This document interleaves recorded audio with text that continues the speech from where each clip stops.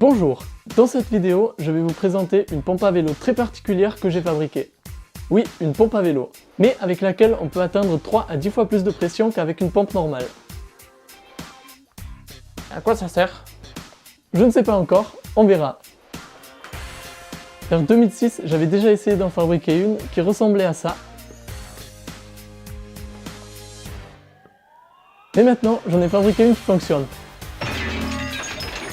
Haut de ses 84 cm, elle est faite principalement de tubes de cuivre soudés, d'un socle en bois, de tuyaux haute pression et d'un gros manomètre à glycérine que j'ai obtenu pour pas cher sur eBay.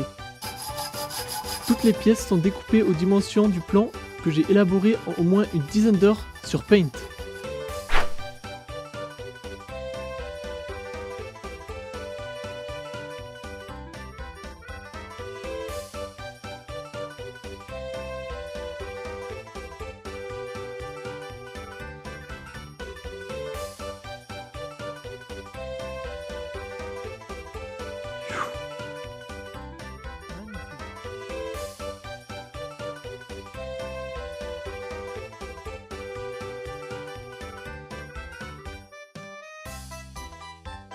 Mais comment fonctionne donc cette pompe? En tirant sur le manche, la valve du piston s'ouvre et laisse entrer l'air dans le tube. En enfonçant le piston, sa valve se referme et la valve du bas de la pompe s'ouvre pour laisser évacuer l'air.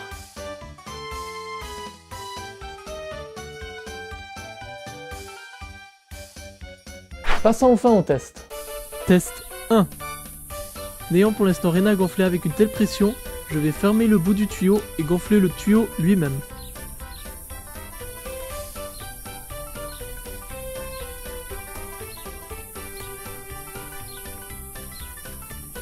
Et déjà 10 bars dépassés, je sens toujours pas de résistance.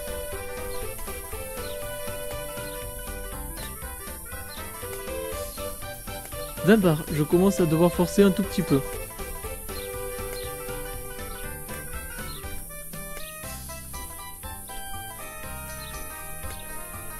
30 bars, là ça devient un peu plus dur.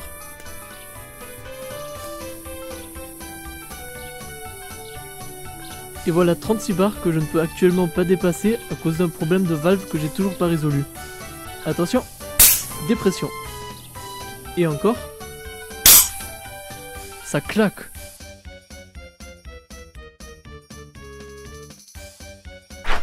Test 2. Maintenant, je vais gonfler le pneu de mon vélo à 4 bars.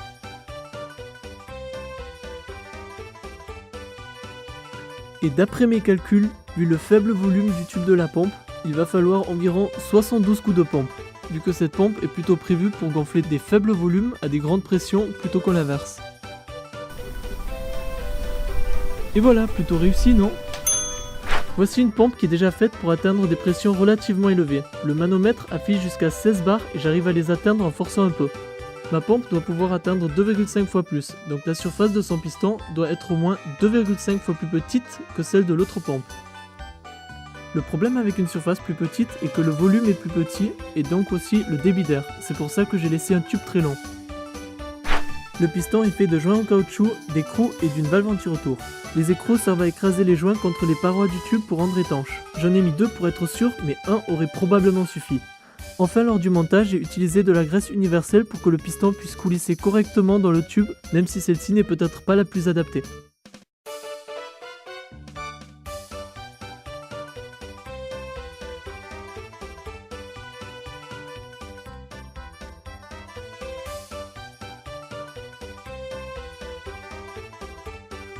La valve anti-retour est constituée d'une rondelle, d'un ressort, d'un clapet en caoutchouc renforcé grâce à une petite plaque métallique et de quelques autres pièces qui servent de bourrage.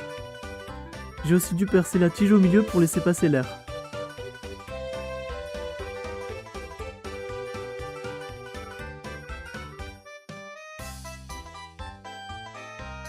De même pour la valve du bas, sauf que celle-ci reste démontable. Mais comment ça fonctionne ? Si la pression du côté du ressort est plus forte que de l'autre, alors elle appuie sur le clapet de caoutchouc de manière à boucher encore mieux le trou de la rondelle. Et l'air ne passe pas. Inversement, si la pression est plus forte de l'autre côté, alors elle pousse le clapet de caoutchouc et passe à travers le trou. Les autres pièces servent de bourrage pour éviter qu'une fois le piston enfoncé au maximum, il reste de la pression dans la valve.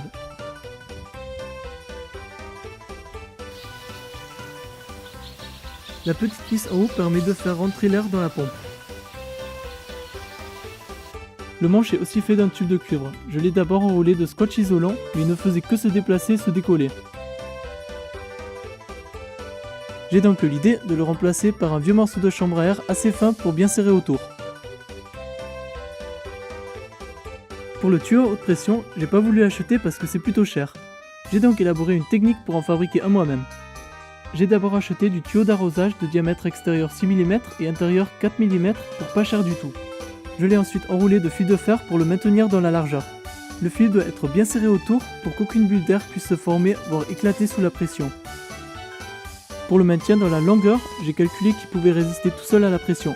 Mais par mesure de sécurité, j'ai préféré ajouter un fil de laine assez résistant dans la longueur. A la fin, j'ai simplement enroulé le tout d'une couche de scotch isolante pour protéger le fil de fer de l'oxydation. Merci d'avoir regardé, vous pouvez voir mes autres vidéos ou vous abonner pour ne pas rater mes prochaines expériences et constructions machiavéliques.